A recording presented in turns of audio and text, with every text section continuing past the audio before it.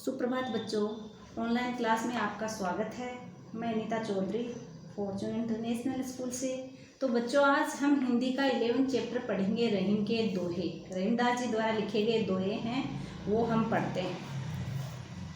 पहला दोहा है, कही रहीमन संपत्ति सगे, बनत बहुत बहुरीत, विपत्ति कसोटी जे कसे, तेई साँचे मीत। संपत्ति का अर्थ होता है धन दौलत। विपत्ति का अर्थ होता है संकट, परेशानी। कसोटी का अर्थ होता है बच्चों परीक्षा। सगे अपने, बहुत प्रकार से। रीत का अर्थ होता है तरीका। कसे घिसने पर।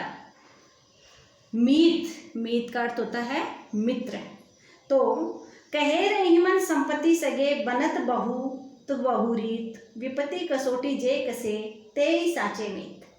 कवि रहीम जी कहते हैं कि धन दौलत के रहते हुए बहुत से मित्र बन जाते हैं। यानी जिस व्यक्ति के पास खूब धन दौलत है, उसके बहुत सारे लोग क्या बन जाते हैं? मित्र बन जाते हैं। कई प्रकार से धनवान व्यक्ति से अपना संबंध बना लेते हैं। यानी धन दौलत ज़्यादा होने पर उस धनवान व्यक्ति के कई लोग क्या हो जाते हैं? मित्र बन जाते हैं। परंतु जो मित्र विपत्ति में मनुष्य का साथ दे, लेकिन जो मित्र संकट के समय मनुष्य का साथ दे, उसकी सहायता करे, वह मित्रता की कसौटी पे खरा उतरता है।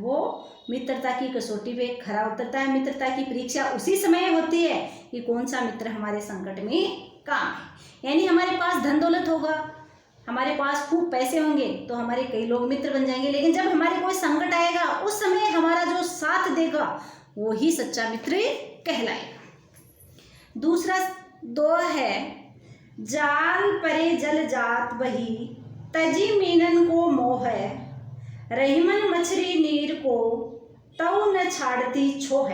जाल परे, जाल में फंस जाने पर। जात बही, बहकर निकल जाता है।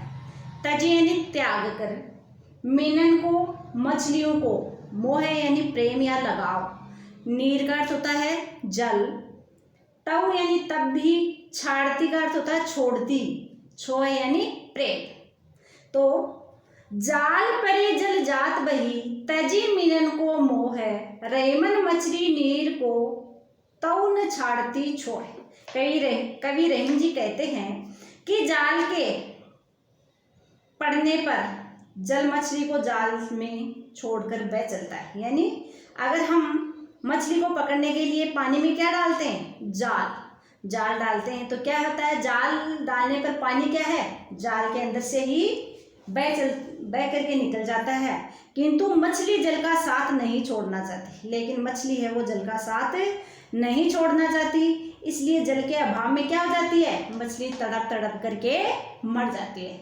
तो कवि रहीम जी कहते हैं कि जल में जाल डालने पर जल मछली को जाल में छोड़कर, जल क्या करता है? मछली तो जाल में फंस जाती है, और जल क्या करता है? उस जाल को छोड़ करके क्या हो जाता है? उसके अंदर से बह निकलता है। किंतु मछली जल का साथ नहीं छोड़ना चाहती। मछली जाल में फंस जाती है, लेकिन जल का साथ नहीं छोड़ना चाहती, इसलिए जल के अभाव में, जल की कमी के कारण क्या होता है? मछली है वो तड़प करके मर जाती है।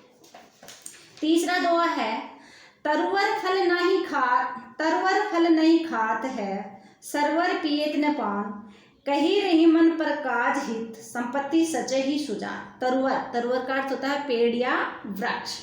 सरवर का अर्थ होता है बच्चों सरोवर या तालाब। पान का अर्थ होता है पानी।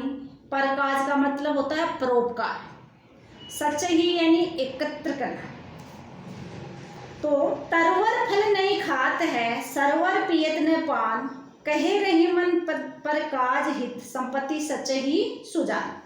रहीमदास जी कहते हैं कि परोपकार के बारे में बताते हुए कहते हैं, रहीमदास जी परोपकार के बारे में बताते हुए कहते हैं कि पेड़ अपने फल स्वयं नहीं खाता है, वैसे ही तालाब भी अपना जल स्वयं नहीं पीता है, हमेशा दूसरों के काम आता है, जबकि स्वयं इसका एक दाना भी नहीं लेता है।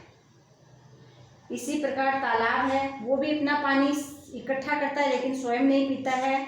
इसी प्रकार सज्जन अथवा अच्छे व्यक्ति अपनी संपत्ति को एकत्र करके दूसरों के हित के लिए काम में लेते हैं। रहीमदास जी कहते हैं कि तरुवर फल नहीं खाता है, यानी पेड़ है वो अपने फल स्वयं नहीं खाते हैं, बल्कि वो दूसरे लोग ही खाते हैं, यानी हम लोग ही खाते हैं पेड़ों के फल। सरोवर तालाब वो अपना पानी स्वयं नहीं पीता, वो दूसरों के काम आता है पीने के लिए। वैसे ही सज्जन है, अच्छे व्यक्ति हैं, वो अपना जो धन दौलत है वो एकत्र करके दूसरों की भलाई के लिए काम में लगा देते हैं। अगला दो है, थोते बादल क्वार के जू रहीमन गहरात, धनी पुरुष निर्धन भये करे पाछली बात। थोते का मतलब होता है पानी रहित। बादल का अर्थ होता है बादल। कवार का अर्थ होता है वर्ष के एक महीने का नाम। गहरात यानी उमड़ते रहना। पाछली पीछे की। तो थोते बादल क्वार के जू रहीमन गहरात, धनी पुरुष निर्धन भये करे पाछली बात। रहीम जी कहते हैं कि धनवान व्यक्ति गरीब हो जाने पर पिछले दिनों को याद करके पछतावा करता रहता है। धनवान व्यक्ति है वो किसी कारण निर्धन हो जाता है, गरीब हो जाता है, तो वो क्या करता है, अपने धनी होने वाले जो समय है, धनवान हुआ उस समय की बातें क्या करता है, वो याद करके पछताता रहता है। उसी प्रकार जैसे कवार के बादल बिना जल के उमड़ते रहते हैं। तो कबीरदास जी कहते हैं कि धनवान व्यक्ति गरीब हो जाने पर पिछले दिनों को याद करके पछतावा करते हैं, उसी प्रकार जो बादल हैं वो बिना जल के उमड़ कर करते रहते हैं, यानी बिना जल के गरजते रहते हैं। अगला दो है, धरती की सी रीत शीत धाम ओ में है, जैसी परे सो सही रहे तू रहीमन यह देह। रीत का मतलब होता है रीति या व्यवहार। शीत का अर्थ होता है ठंड। धाम का अर्थ होता है धूप। घाम का अर्थ क्या होता है, धूप। में है बरसात। सही सहन करना। देह का अर्थ होता है शरीर, और त्यू का मतलब होता है उसी प्रकार। तो धरती की सी रीत है शीत घाम ओ में है, जैसी परे सो सही रहे तू रहीमन यह देह। रहीम जी कहते हैं कि मनुष्य का शरीर धरती के समान होना चाहिए। मनुष्य का शरीर किसके समान होना चाहिए, धरती के समान होना चाहिए। हमारी धरती सर्दी, गर्मी और बरसात को समान रूप से सहन कर लेती है। ये जो हमारी धरती है ये सर्दी ऋतु को, गर्मी को, बरसात की ऋतु को सहन कर लेती है। उसी प्रकार हमें शरीर को ऐसा बनाना चाहिए, देह यानी शरीर, उसी प्रकार हमें भी शरीर को ऐसा बनाना चाहिए कि वह सर्दी, गर्मी और बरसात को समान रूप से सहन करने के लिए सक्षम हो। यानी रहीमदास जी कहते हैं कि हमारी जो धरती है, रहीमदास जी कहते हैं कि मनुष्य का जो शरीर है वो धरती के समान होना चाहिए, क्योंकि हमारी धरती सर्दी, गर्मी, बरसात की ऋतु को सहन कर लेती है। उसी प्रकार मनुष्य का शरीर भी ऐसा होना चाहिए जो सर्दी, गर्मी और बरसात को समान रूप से सहन करने में सक्षम हो। तो बच्चों, आज हमने रहीम जी के द्वारा लिखे गए दोहे पढ़े हैं। इनको आपको भी पढ़ना है, इनका अर्थ याद करना है, और अगले वीडियो में इसके प्रश्नोत्तर भेज रही हूँ। धन्यवाद।